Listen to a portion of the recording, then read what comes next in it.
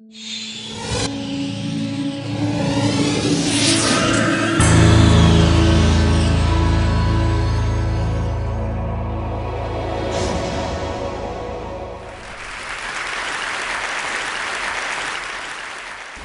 do you explain when things don't go as we assume?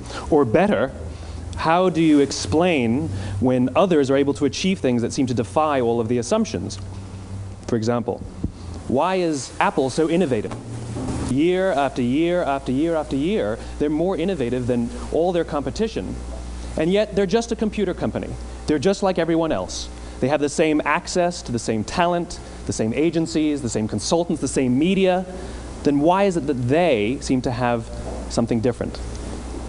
Why is it that Martin Luther King led the civil rights movement?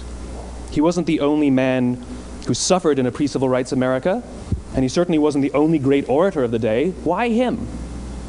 And why is it that the Wright brothers were able to figure out controlled powered manned flight when there were certainly other teams who were better qualified, better funded, and they didn't achieve powered manned flight, and the Wright brothers beat them to it? There's something else at play here. About 3.5 years ago, I made a discovery, and this discovery profoundly changed my view on how I thought the world worked, and it even profoundly changed the way in which I operate in it. As it turns out, there's a pattern. As it turns out, all the great and inspiring leaders and organizations in the world, whether it's Apple or Martin Luther King or the Wright brothers, they all think, act, and communicate the exact same way, and it's the complete opposite to everyone else. All I did was codify it. And it's probably the world's simplest idea. I call it the golden circle.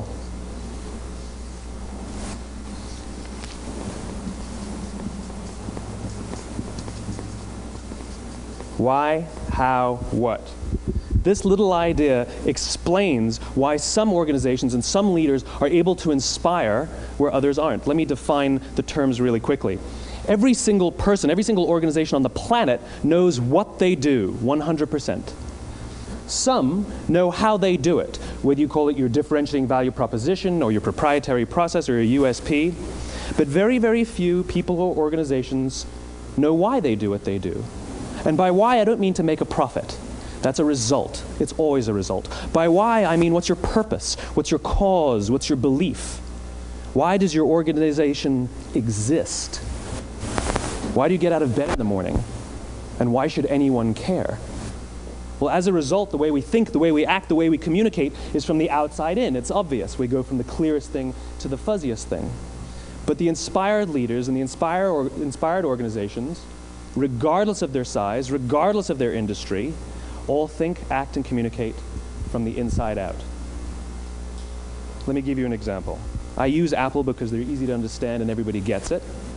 If Apple were like everyone else, a marketing message from them might sound like this: we make great computers. They're beautifully designed, simple to use, and user-friendly. Want to buy one? Meh. And that's how most of us communicate. That's how most marketing is done, that's how most sales is done, and that's how most of us communicate interpersonally. We say what we do, we say how we're different or how we better, and we expect some sort of behavior, a purchase, a vote, something like that. Here's our new law firm. We have the best lawyers with the biggest clients. We have, we always perform for our clients, do business with us. Here's our new car. It gets great gas mileage. It has, leather seats. Buy our car. But it's uninspiring. Here's how Apple actually communicates. Everything we do, we believe in challenging the status quo. We believe in thinking differently. The way we challenge the status quo is by making our products beautifully designed, simple to use, and user-friendly. We just happen to make great computers. Want to buy one? Totally different, right? You're ready to buy a computer from me. All I did was reverse the order of the information. What it proves to us is that people don't buy what you do, people buy why you do it. People don't buy what you do, they buy why you do it. This explains why every single person in this room is perfectly comfortable buying a computer from Apple. But we're also perfectly comfortable buying an MP3 player from Apple, or a phone from Apple, or a DVR from Apple.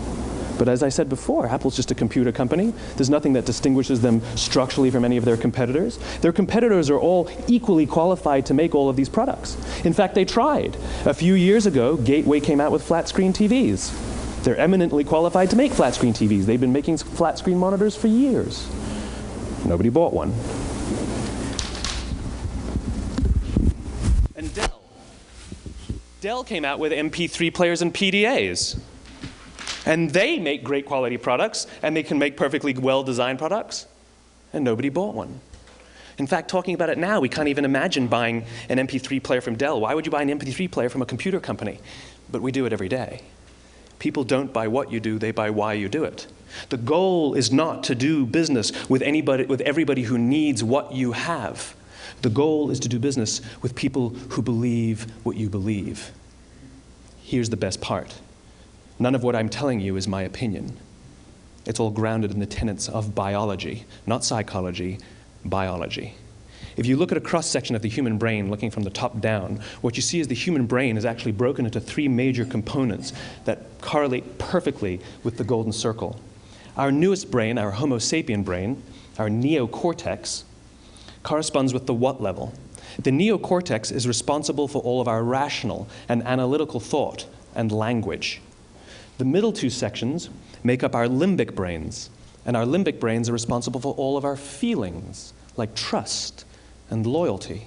It's also responsible for all human behavior, all decision-making, and it has no capacity for language. In other words, when we communicate from the outside in, yes, people can understand vast amounts of complicated information like features and benefits and facts and figures. It just doesn't drive behavior. When we communicate from the inside out, we're talking directly to the part of the brain that controls behavior, and then we allow people to rationalize it with the tangible things we say and do. This is where gut decisions come from. You know, sometimes you can give somebody all the facts and your figures, and they say, I know what all the facts and details say, but it just doesn't feel right. Why would we use that verb? It doesn't feel right.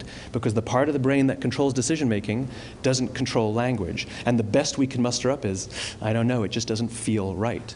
Or sometimes you say you're leading with your heart or you're leading with your soul. Well, I hate to break it to you, those aren't other body parts controlling your behavior. It's all happening here in your limbic brain, the part of the brain that controls decision-making and not language.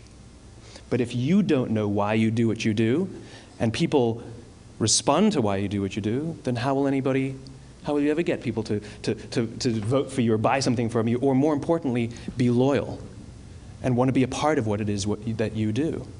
Again, the goal is not just to sell people who need what you have. The goal is to sell to people who believe what you believe. The goal is not just to hire people who need a job.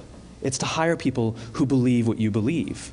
I always say that, you know, there's, if you hire people just because they can do a job, they'll work for your money. But if you hire people who believe what you believe, they work for you with blood and sweat and tears.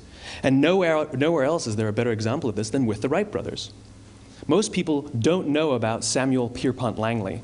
And back in the early 20th century, the pursuit of powered man flight was like the dot-com of the day. Everybody was trying it. And Samuel Pierpont Langley had what we assume to be the recipe for success. I mean, even now, you ask people, why did your product or why did your company fail? And people always give you the same permutation of the same 3 things. Undercapitalized, the wrong people, bad market conditions. It's always the same 3 things. So let's explore that. Samuel Pierpont Langley was given $50,000 by the War Department to figure out this flying machine. Money was no problem. He held a seat at Harvard and worked at the Smithsonian and was extremely well connected. He knew all the big minds of the day.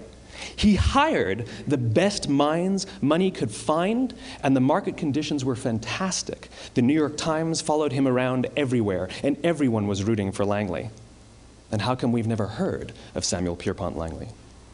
A few hundred miles away in Dayton, Ohio, Orville and Wilbur Wright. They had none of what we consider to be the recipe for success. They had no money. They paid for their dream with the proceeds from their bicycle shop. Not a single person on the Wright brothers' team had a college education, not even Orville or Wilbur. And the New York Times followed them around nowhere. The difference was Orville and Wilbur were driven by a cause, by a purpose, by a belief. They believed that if they could figure out this flying machine, it'll change the course of the world. Samuel Pierpont Langley was different. He wanted to be rich, and he wanted to be famous. He was in pursuit of the result. He was in pursuit of the riches. And lo and behold, look what happened. The people who believed in the Wright brothers' dream worked with them with blood and sweat and tears. The others just worked for the paycheck. And they tell stories of how every time the Wright brothers went out, they would have to take 5 sets of parts because that's how many times they would crash before they came in for supper. And eventually, on December 17th, 1903, the Wright brothers took flight. And no one was there to even experience it. We found out about it a few days later. And further proof that Langley was motivated by the wrong thing, the day the Wright brothers took flight, he quit. He could have said, "That's an amazing discovery, guys. Now we'll improve upon your technology." But he didn't. He wasn't first. He didn't get rich. He didn't get famous. So he quit. People don't buy what you do, they buy why you do it. And if you talk about what you believe, you will attract those who believe what you believe. Well, why is it important to attract those who believe what you believe? Something called the law of diffusion of innovation. And if you don't know the law, you definitely know the terminology. The first 2.5% of our population are our innovators. The next 13.5% of our population are our early adopters. The next 34% are your early majority, your late majority, and your laggards. The only reason these people buy touch-tone phones is because you can't buy rotary phones anymore. We all sit at various places at various times on the scale, but what the law of diffusion of innovation tells us is that if you want mass market success or mass market acceptance of an idea, you cannot have it until you achieve this tipping point between 15 and 18% market penetration, and then the system tips. And I love asking businesses, what's your conversion on new business? And they love to tell you, oh, it's about 10%, proudly. Well, you can trip over 10% of the customers. We all have about 10% who just get it. That's how we describe them, right? That's like that gut feeling, oh, they just get it. The problem is, how do you find the ones that just get it before you're doing business with them versus the ones who don't get it? So it's this here, this little gap, that you have to close, as Geoffrey Moore calls it, crossing the chasm. Because you see, the early majority will not try something until someone else has tried it first. And these guys, the innovators and the early adopters, they're comfortable making those gut decisions. They're more comfortable making those intuitive decisions that are driven by what they believe about the world, and not just what product is available. These are the people who stood online for 6 hours to buy an iPhone when they first came out, when you could have just walked into the store the next week and bought one off the shelf. These are the people who spent $40,000 on flat-screen TVs when they first came out, even though the technology was substandard. And by the way, they didn't do it because the technology was so great. They did it for themselves. It's because they wanted to be first. People don't buy what you do, they buy why you do it. And what you do simply proves what you believe. In fact, people will do the things that prove what they believe. The reason that person bought the iPhone in the first 6 hours, or stood in line for 6 hours, was because of what they believed about the world and how they wanted everybody to see them. They were first. People don't buy what you do, they buy why you do it. So let me give you a famous example, a famous failure and a famous success of the law of diffusion of innovation. First, the famous failure. It's a commercial example. As we said before a second ago, the recipe for success is money and the right people and the right marketing conditions, right? You should have success then. Look at TiVo. From the time TiVo came out about 8 or 9 years ago to this current day, they are the single highest quality product on the market. Hands down, there is no dispute. They were extremely well-funded. Market conditions were fantastic. I mean, we use TiVo as a verb. I TiVo stuff on my piece of junk Time Warner DVR all the time. But TiVo is a commercial failure. They've never made money. And when they went IPO, their stock was at about $30 or $40 and then plummeted, and it's never traded above 10. In fact, I don't think it's even traded above 6, except for a couple of little spikes. Because you see, when TiVo launched their product, they told us all what they had. They said, we have a product that pauses live TV, skips commercials, rewinds live TV, and memorizes your viewing habits without you even asking. And the cynical majority said, we don't believe you, we don't need it, we don't like it, you're scaring us. What if they had said, if you're the kind of person who likes to have total control over every aspect of your life, boy, do we have a product for you. It pauses live TV, skips commercials, memorizes your viewing habits, etc., etc. People don't buy what you do, they buy why you do it, and what you do simply serves as the proof of what you believe. Now let me give you a successful example of the law of diffusion of innovation. In the summer of 1963, 250,000 people showed up on the Mall in Washington to hear Dr. King speak. They sent out no invitations, and there was no website to check the date. How do you do that? Well, Dr. King wasn't the only man in America who was a great orator. He wasn't the only man in America who suffered in a pre-civil rights America. In fact, some of his ideas were bad. But he had a gift. He didn't go around telling people what needed to change in America. He went around and told people what he believed. I believe, I believe, I believe, he told people. And people who believed what he believed took his cause and they made it their own, and they told people. And some of those people created structures to get the word out to even more people. And lo and behold, 250,000 people showed up on the right day, on the right time to hear him speak. How many of them showed up for him? 0. They showed up for themselves. It's what they believed about America that got them to travel on a bus for 8 hours to stand in the sun in Washington in the middle of August. It's what they believed, and it wasn't about black versus white. 25% of the audience was white. Dr. King believed that there were 2 types of laws in this world, those that are made by a higher authority and those that are made by man. And not until all the laws that are made by man are consistent with the laws that are made by the higher authority will we live in a just world.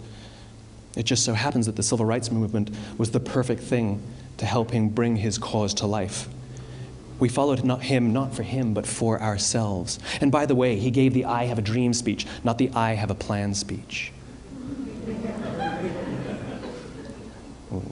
Listen to politicians now with their comprehensive 12-point plans. They're not inspiring anybody. Because there are leaders and there are those who lead. Leaders hold a position of power or authority, but those who lead inspire us. Whether they're individuals or organizations, we follow those who lead, not because we have to, but because we want to. We follow those who lead, not for them, but for ourselves. And it's those who start with why that have the ability to inspire those around them or find others who inspire them. Thank you very much.